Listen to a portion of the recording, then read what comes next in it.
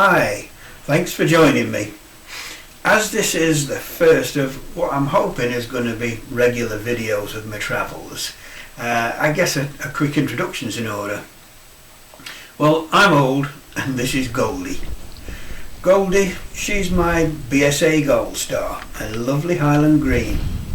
Well, I think it's a lovely colour anyway. We've only been together a couple of months. She's done about 800 miles so far, so still running in, but getting freer and smoother all the time. I've got a couple of other bikes, but they're even older than me. Well, a bit. But we'll introduce those in future videos. So today we're off on the BSA. Now, when the BSA demonstrators started arriving at dealers last year, quite a few video reviews appeared on YouTube, and I watched them all. Thing is, this opened up what to me was a whole new world of interesting folk doing videos on their rides. Watching people like the Lanes Rider, Bingley Wheeler, Coast Rider Scotland, and the marvellous Mr. Tame, aka the all-year motorcyclist. They sort of inspired me to have a go. So here we are. There's actually a little bit in the video later on that I hope Mr. Tame will appreciate if he happens to watch this. Right, so for the first run I thought we'd have a little bimble around some of the nearby villages and towns and see if we can find a bit of local history. This is a first attempt at both videoing on the bike and editing it, so if it's a bit rough round the edges, I hope you'll forgive any mistakes. Hope you enjoy it.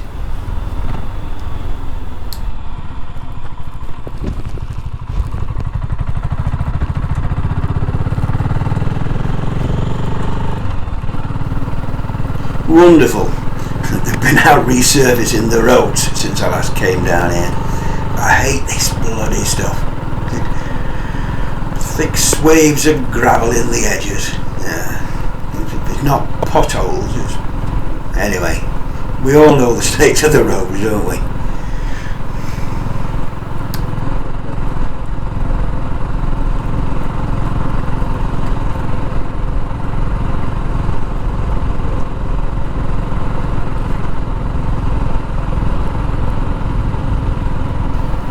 Right, this is our first destination. This is Kirk Brameth, which is only a small village. It is a tiny place, blink and you miss it. But we know it's a village because it's got its own church. But the place always looks really well kept.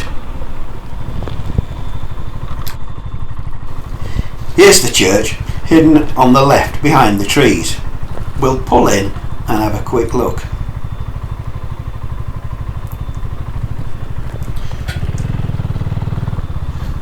This is St Mary's, and it actually dates from the 14th, 15th century. It's a Grade 2 listed building.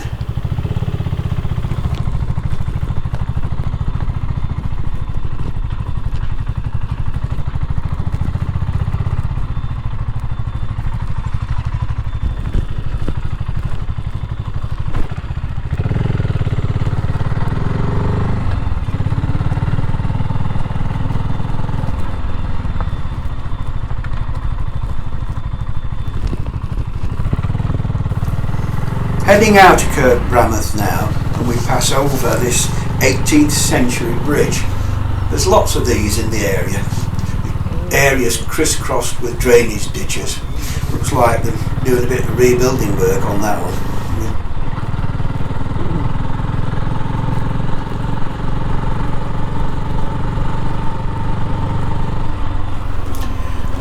We're coming now to the twin bridges that lead over to South Brameth, and we'll stop here for a little look. The first bridge is over the River Don, and you can probably just see the flood banks on either side.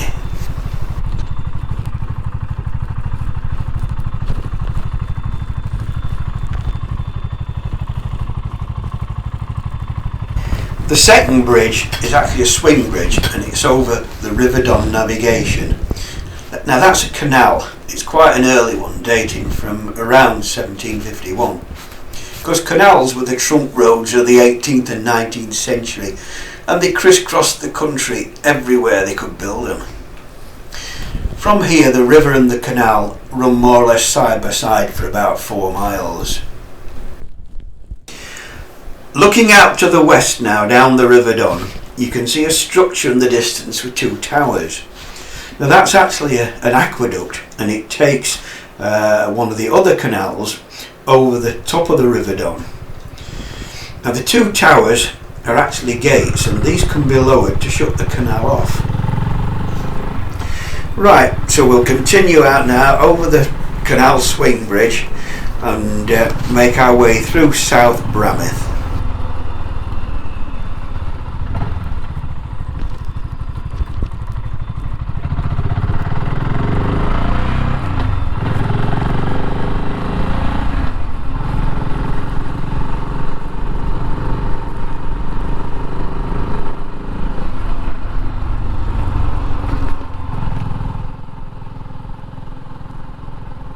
The large white house on the corner here, this is Bramwith Hall.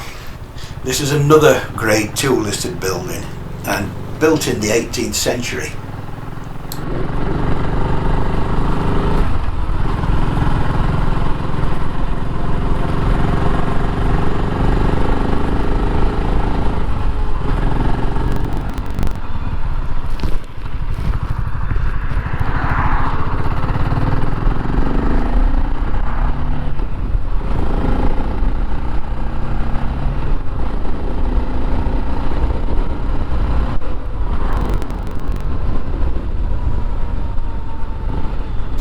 We're entering Stainforth now. This is actually quite an old village, established in Anglo-Saxon times, and it appears in the Domesday Book. The name comes from the Old English for Stony Ford, presumably because it was the crossing point on the River Don. It was granted a royal charter in 1348 to hold a weekly market. And on the left here, as we go around this corner, is what remains of the old marketplace. Unfortunately, like many, it's little used now. There used to be car boots, but that's stopped.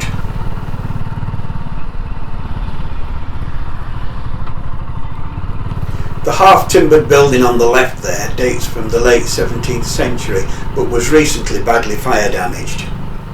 We're going up and over another pair of bridges now. The first one is a canal again. That's the one we crossed at Kirk Bramith, but here it changes its name to the Stainforth and Cadeby Canal, and it continues east until it joins the River Trent at Cadeby. This part was built later in 1802. We've taken a little diversion here, and we've come down what's called the West Bank, and it's between the canal and the river. And we're just going to park up and have a little walk up the towpath.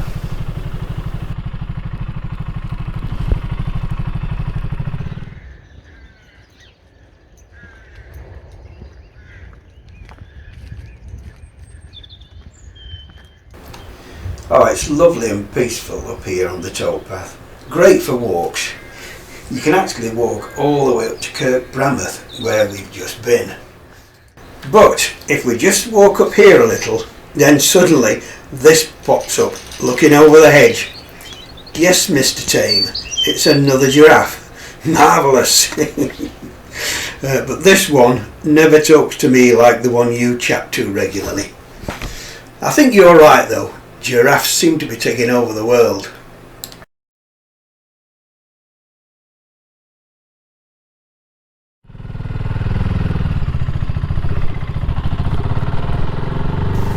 Anyway, we'll get back to the ride now, and we're going to go over to the left over this lovely old stone 2-arch bridge which takes us back over the River Don.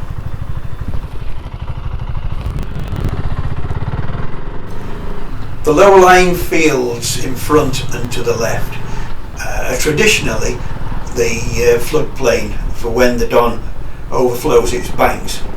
and it's flooded a few times over the years. We're travelling along what's known as Fish Lake Nab, and the wall and grass banks on the right are the northern flood bank for the River Don. As we come into the village of Fish Lake, on the left here we've got West Nab Mill. It's the remains of an old windmill. Afraid I don't know any history about this.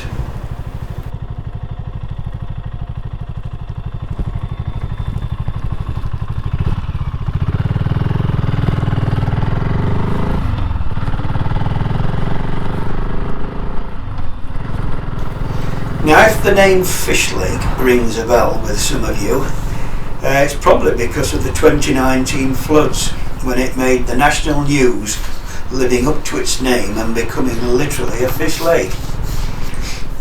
Visits by Prime Minister at the time, Boris Johnson, and we had King Charles, who was then the Prince of Wales. They shot the village into the public eye, both here and abroad.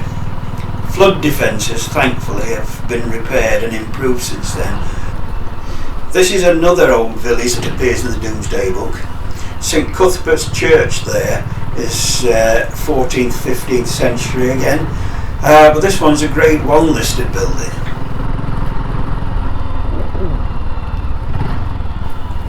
Now here's something you don't see every day in somebody's garden. I'm told it's a jet provost, and sometimes the owner runs the engine up for the locals to go and watch, though I believe it's not airworthy.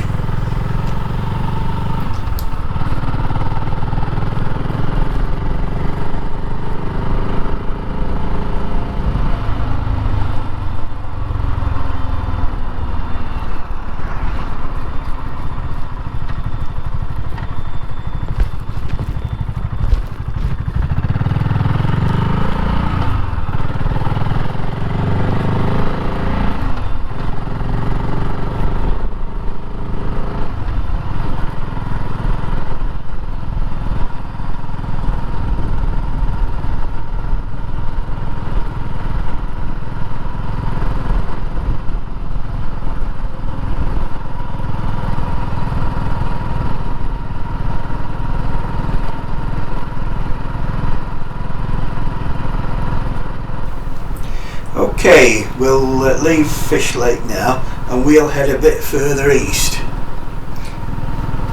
Love these country lanes and the bike just seems to soak them up.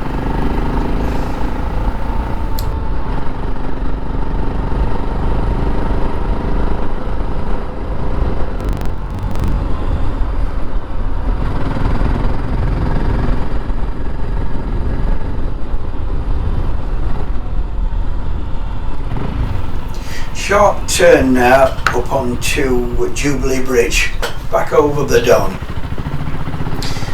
The river carries on north-east, heads over towards Goole.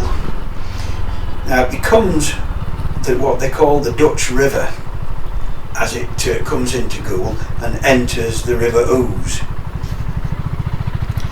The Dutch River is a man-made realignment of the Don and was done as part of the land drainage and reclamation that took place in the area around the 1620s. It's called the Dutch River because of the engineer who was commissioned to carry out all the work, and he was a Dutchman called Cornelius Vermeulen. He actually did extensive works in many parts of the country. We'll come across his name again later.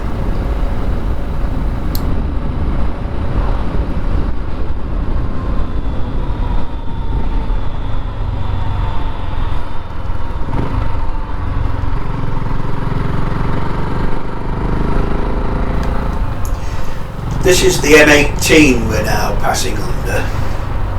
A lot of motorways in this area.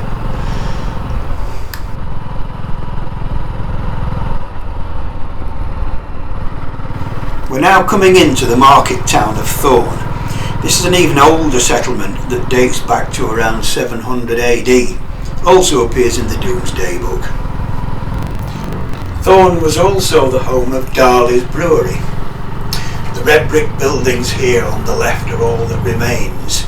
The site is now a supermarket, but that was running from 1837 until it closed in 1986.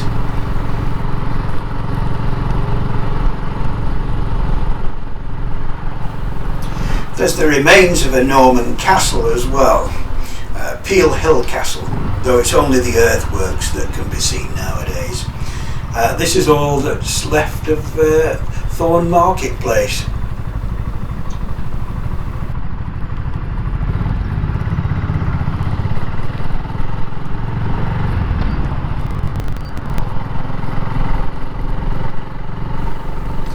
As we leave Thorn now, we're going up and over the newish flyover, and we're passing back over the Stainforth and Cadeby Canal again.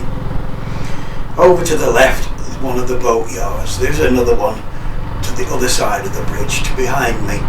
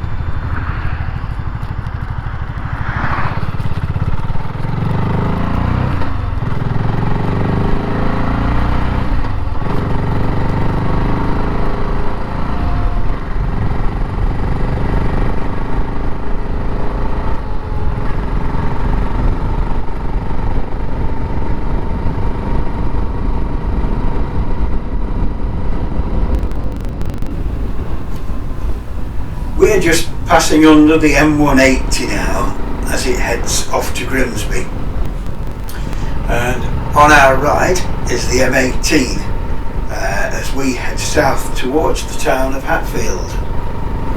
As I've said, there's a lot of motorways around here.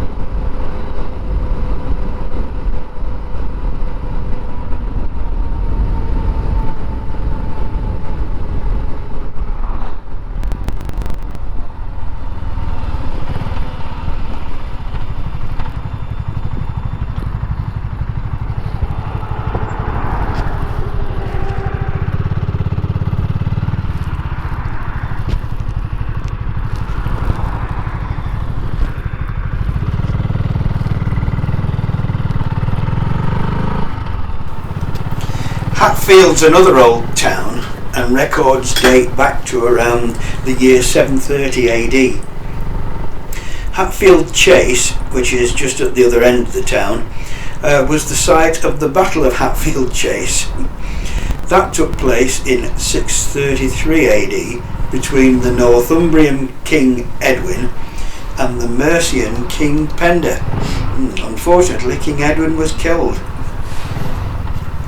We're taking a right turn here to go down past the church.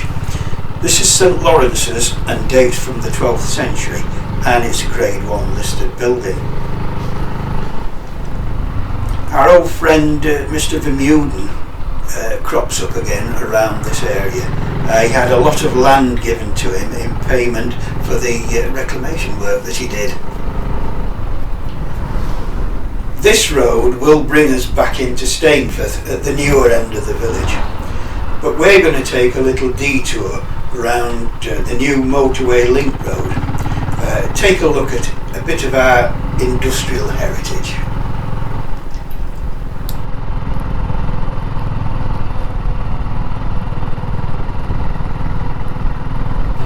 This is a new link road that's recently been built to connect new industrial areas in Stainforth directly to the M18 and M180.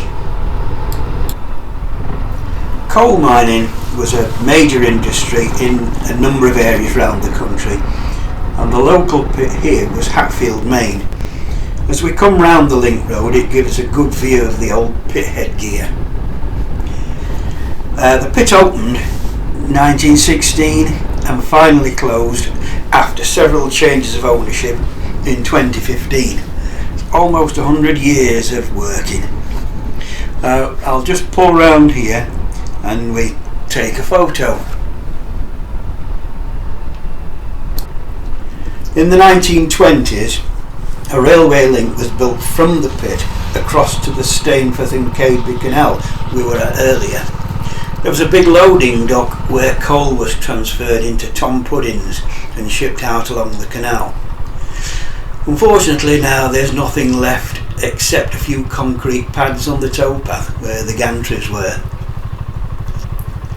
There were plans to have a bit of a museum here at the pit head, but I have no idea if that will happen.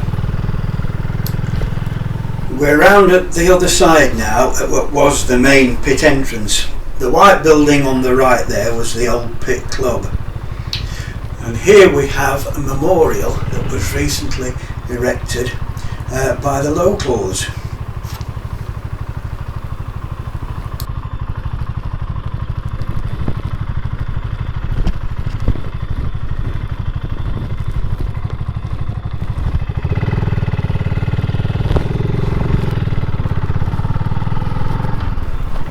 This is a picture of a brilliant mural that's painted on the wall of the pit club opposite.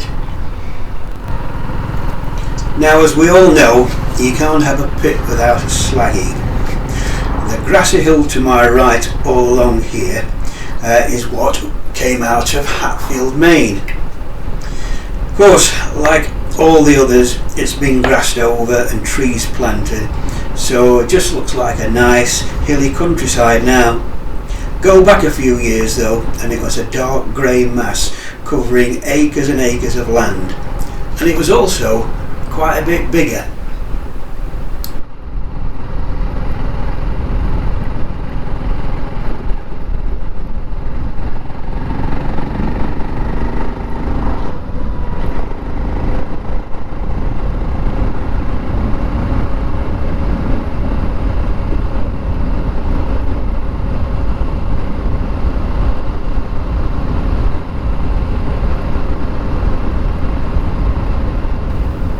As we come up here, you can see a second tip on the left, but prior to 2013 that was all just flat open fields.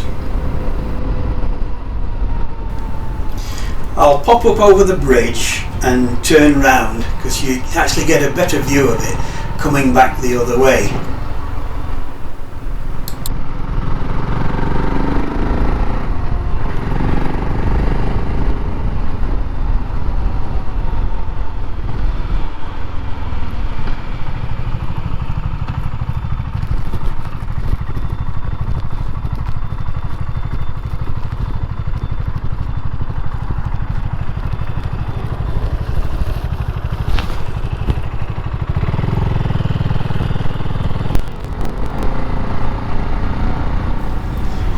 As we come up over the bridge, you'll see the railway down to the left, the original tip to the left, and the new tip on the right of the road. In February 2013, after a long period of heavy rain, the tip suffered a huge landslide that took out part of the railway line completely. It took 6 months to move excess waste from the old tip to the new one. Well, I'm going to wrap it up there. Hope you found it interesting, if you're still with me that is. If so, please leave a like, leave a comment, hit the subscribe button and notification bell if you want to watch some future videos, and cheers for now.